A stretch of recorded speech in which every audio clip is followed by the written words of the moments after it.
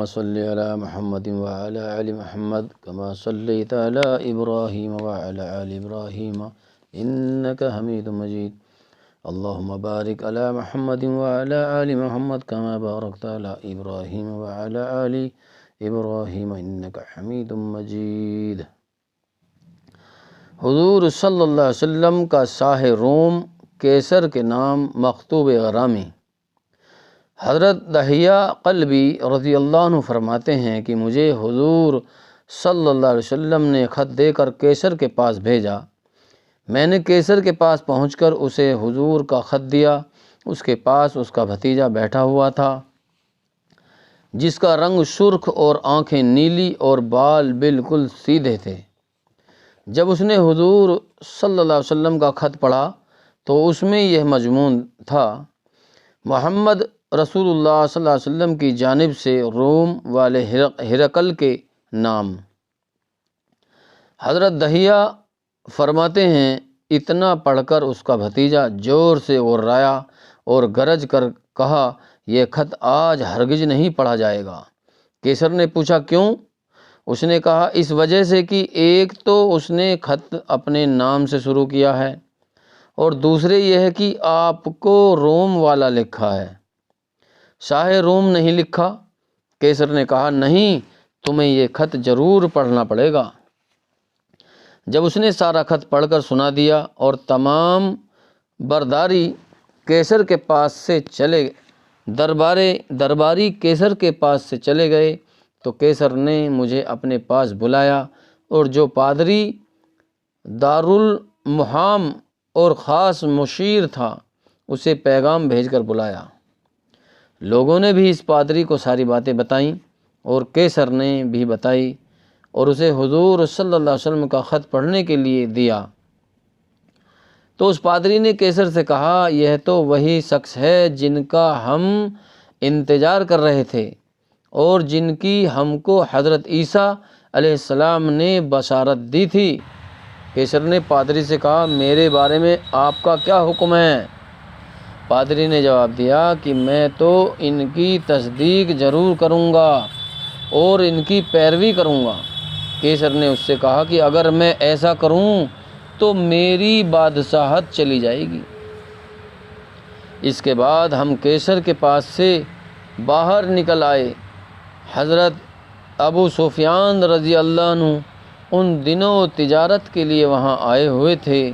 ان کو بلا کر کیسر نے ان سے یہ پوچھا کہ جو آدمی تمہارے یہاں آیا ہوا ہے وہ کیسا ہے؟ ابو سفیان رضی اللہ عنہ نے کہا، وہ جوان آدمی ہے۔ کیسر نے پوچھا، ان کا خاندان تم لوگوں سے کیسا ہے؟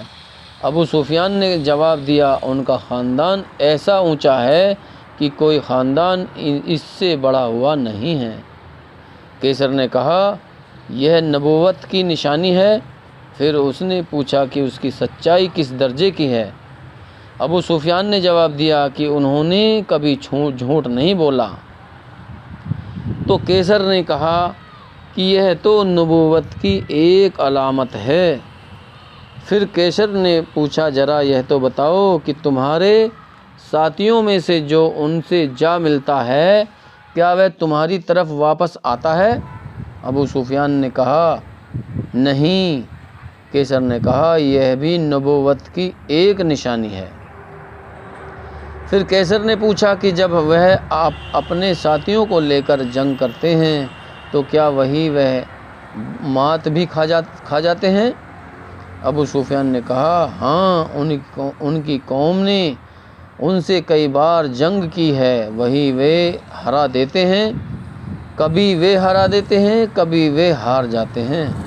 کیسر نے کہا، یہ بھی نبوت کی نشانی ہے۔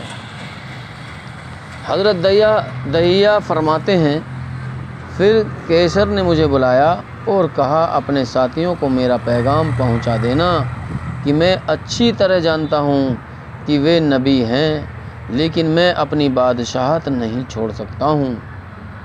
حضرت دحیہ فرماتے ہیں کہ پادری کا یہ ہوا کہ لوگ ہر اتوار کو اس کے پاس جمع ہوتے تھے اور وہ باہر ان کے پاس آ کر ان کو واعظ و نصیحت کیا کرتا تھا۔ اب جب اتوار کا دن آیا تو وہ باہر نہ نکلا اور اگلے اتوار تک وہ اندر ہی بیٹھا رہا، اور اس دوران میں اس کے پاس آتا جاتا رہا۔ وہ مجھ سے باتیں کیا کرتا اور مختلف سوالات کرتا رہتا۔ جب اگلا اتوار آیا تو لوگوں نے اس کے باہر آنے کا بڑا انتظار کیا، لیکن وہ باہر نہ آیا بلکہ بیماری کا بہانہ کر دیا، اور اس نے ایسا کئی بار کیا۔ پھر تو لوگوں نے اس کے پاس یہ پیغام بھیجا، یا تو تم ہمارے پاس باہر آؤ، نہیں تو ہم زبردستی اندر آ کر تم کو قتل کر دیں گے۔ ہم لوگ تو تجھے اسی دن سے بدلا ہوا پاتے ہیں جب سے وہ عربی آدمی آیا ہے۔ تو پادری نے مجھ سے کہا، میرا یہ خط لے لو اور اپنے نبی کو جا کر یہ خط دے دینا، اور ان کو میرا سلام کہنا، اور ان کو یہ بات بتا دینا کہ میں اس بات کی گواہی دیتا ہوں کہ اللہ کے سوا کوئی معبود نہیں ہے اور محمد اللہ کے رسول ہیں، اور یہ بھی بتا دینا کہ میں ان پر ایمان لا چکا ہوں اور ان کو سچا مان چکا ہوں اور میں ان کی پیروی کر چکا ہوں، اور یہ بھی بتا دینا کہ یہاں والوں کو میرا ایمان لانا برا لگا ہے، اور جو کچھ تم دیکھ رہے ہو وہ بھی ان کو پہنچا دینا۔ اس کے بعد وہ پادری باہر نکلا تو لوگوں نے اسے شہید کر دیا۔ بزرگوں دوستو، اللہ کا دین ایسے ہی نہیں پھیلا، بڑی قربانی دینی پڑی ہے، اور اس کے آگے والا ہم قصہ اگلی قسط میں سنائیں گے، اور اللہ تعالیٰ عمل کرنے کی توفیق عطا فرمائے۔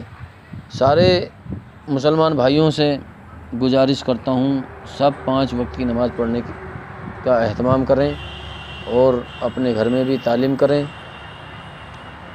5 کاموں کے ساتھ تعلیم کریں، مشورہ کریں، قرآن کی تلاوت کریں اور تشکیل کریں۔ گھر